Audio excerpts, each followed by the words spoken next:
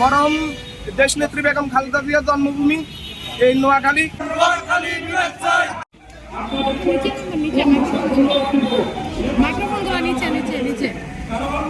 বাংলাদেশের মানুষ যখন ঘরে ঢুকে যায় আর আপনারা দিন নোয়াখালীবাসী জনগণের অপেক্ষা করে আপনারা আজকে জাতীয় প্রেসক্লাবের সামনে এসে জমি রয়েছে।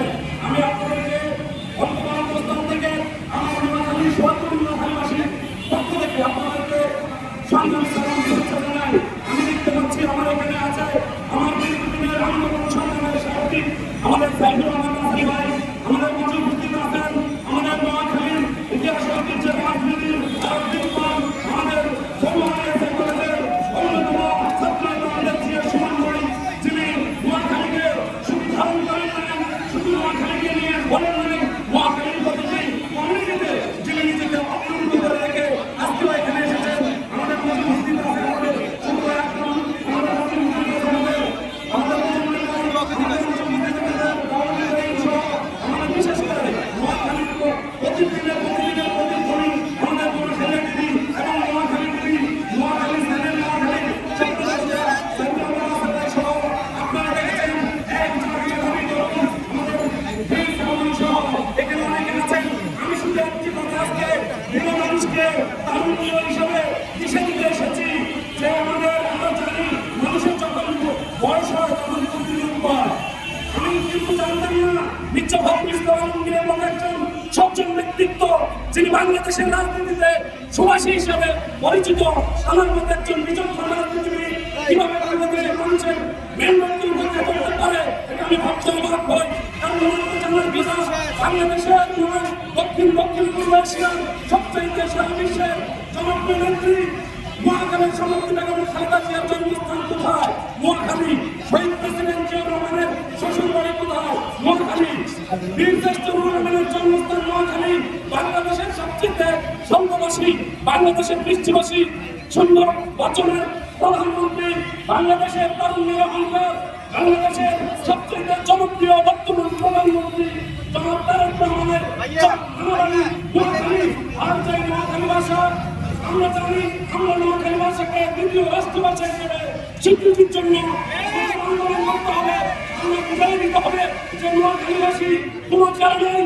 সেদিন ডক্টর ইউনূসের সেই কূটকৌশলের সরকার আমরা যেটা দেখেছি বাংলাদেশকে অনেক পিছিয়ে দেওয়ার ষড়যন্ত্র করে, গণতন্ত্রকে পিছিয়ে দেওয়ার ষড়যন্ত্র নোয়াখালীকে পিছিয়ে দিতে দিয়ে সেদিন দেখেছে সংসদ ভবন ঘেরাও করে বর্তমান কমিশনের তলবিলন করিয়ে যখন সেই আলী রিয়াজ পালিয়ে গিয়েছিল নোয়াখালীর সেই দিনের কর্মসূচি থেকে নোয়াখালীর কমিউনিটি থেকে আমরা দেখেছি সহ সকল পর্যায়ে গোয়েন্দা সংস্থা সেদিন বুঝেছিল যে নোয়াখালীর ব্যাপারে সকল কিছুকে রক্তচক্ষুকে উপেক্ষা করে থমকে দিয়েছিল যে নোয়াখালী ছাড়া কোনো বিভাগ হবে না। তবে নোয়াখালীর মানুষ উদার, নোয়াখালীর পাশে সমুদ্র, সেদিন তো 10টা বিভাগ হয়।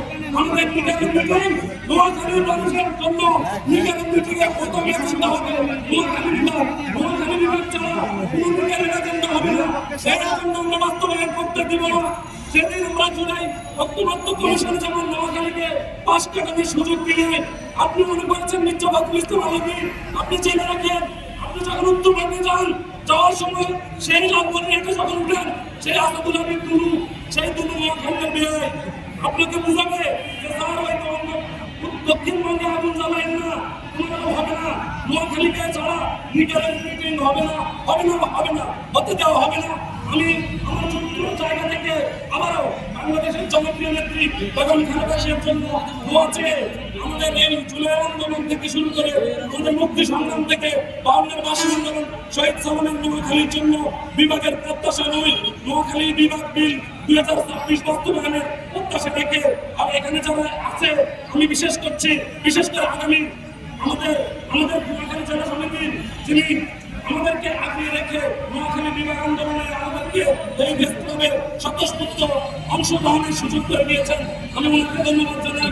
আমি নোয়াখালী সমিতিকে ধন্যবাদ জানাই, লক্ষ্মীপুর সমিতিকে ধন্যবাদ জানাই, ফেনী সমিতিকে ধন্যবাদ জানাই। আমি শহীদুদ্দিন চৌধুরী এনির কণ্ঠে বলতে চাই নোয়াখালী বিভাগ হবেই হবে, আর আগে হওয়ার কথা ছিল। নিটারের মিটিংয়ে নোয়াখালী সিটি কর্পোরেশন, নোয়াখালী বিমানবন্দর, নোয়াখালী নৌবন্দর, নোয়াখালী সকল আমাদের উন্নয়ন প্রকল্পগুলি বাস্তবায়নে প্রত্যাশা রেখে আমি শেষ করছি। জনাব তারেক রহমান বাংলার প্রধানমন্ত্রী বাবুকে এই প্রত্যাশা করছি, ওনাদের যেহেতু বুদ্ধিমুখ হয়েছে, এসবগুলো দিয়ে হাত চলবে না। এবার ইনোভেটিভ তারুণ্যের মন্ত্রিসভা এইসবগুলো সিদ্ধান্ত আর চলবে না ব্যাংক থেকে। আবার এই ইনোভেটিভ সিদ্ধান্তের জন্য আমি একটি এজেন্ডা চত্বর নিয়ে যেতে চাই, সেটা হচ্ছে নোয়াখালী বিভাগ চাই। নোয়াখালী বিভাগ হবেই হবে ইনশাআল্লাহ। আসসালামু আলাইকুম। পৌরসভা এবং কমিউনি পৌরসভা 1972 সাল থেকে, তাহলে আমাদের বিবেকটা দিতে এখানে সরকারের আমি কোনো বৈষম্য দেখতেছি না বা সরকারের কোনো অনিয়া দেখতেছি না।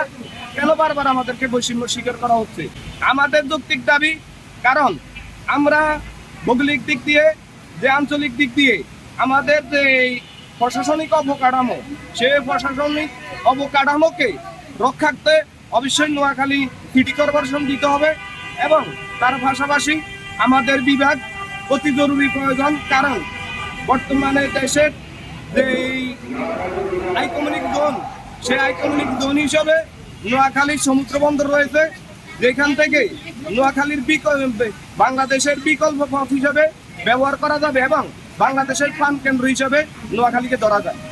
মরম দেশনেত্রী বেগম খালেদা জিয়ার জন্মভূমি এই নোয়াখালী এবং আমাদের যে মুক্তিযুদ্ধের দোয়াই দেওয়া হচ্ছে, সেই মুক্তিযুদ্ধের দোয়াই অনুযায়ী হলো আমাদের একজন বীরশ্রেষ্ঠ রুহুল আমিন, তিনি 7জন বীরশ্রেষ্ঠ